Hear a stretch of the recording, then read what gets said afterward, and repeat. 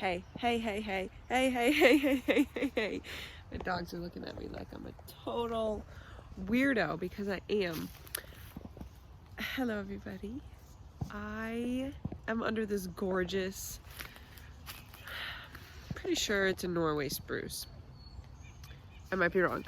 However, something really cool that I wanted to talk about, that I wanted to share, is about conifers, which is a cone-bearing tree, right? So in the Northeast here we have deciduous trees, which are the trees that lose their leaves in the fall, and conifers.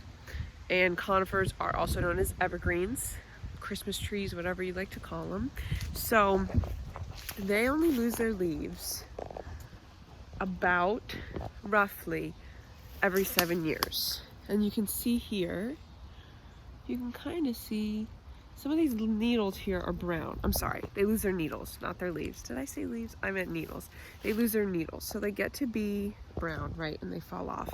And the reason for that is evergreens, conifers, they come from mountain areas. They are from cold, unpredictable climates. So they need to retain as much energy as they can. I mean, losing and regrowing needles or leaves takes a lot of energy for the tree. And so if it's cold and you're not sure when the sun's going to come out again, you're not sure when you're going to get more food, more water, you want to save as much energy as you can. So these trees are holding on to that for as long as they possibly can. So I've noticed a lot in the area that I live in, people use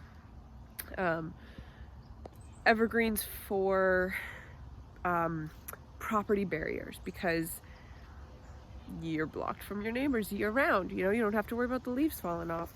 And so it's beautiful, but it's not necessarily a good thing, because they're growing faster and they're growing taller. But for, again, a species that is adapted and used to being in a cold climate and cold temperatures, typically they're going to grow shorter and they're going to grow smaller, because again, it takes so much energy to get bigger. Also, when you think about how much energy it takes for the nutrients, for all of the energy that they have coming from the ground to get all the way to the top of the tree.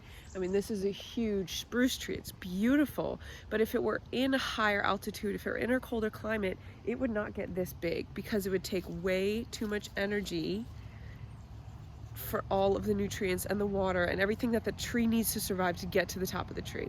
That makes sense? So it's just something fun that I wanted to share on this beautiful Sunday. I mean, these are beautiful trees.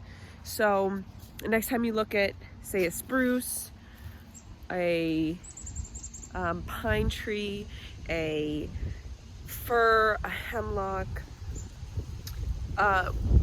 you know, just look at the needles and observe, okay, this tree is still losing some needles, but it's only losing a small majority. So it's about every 7 years, you know, give or take. And now we do have 2 trees.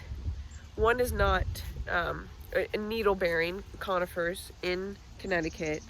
They're not native. One's called a dawn redwood, and it's beautiful. It looks like a cedar tree, like the bark look like you could just peel it off in strips. And other one is called European larch. That one's obviously not native here, but again, has the needles and they fall off. They turn yellow and they fall off in the winter. So those are the only 2 in this area that are not native, that are conifers, that lose their needles in the fall.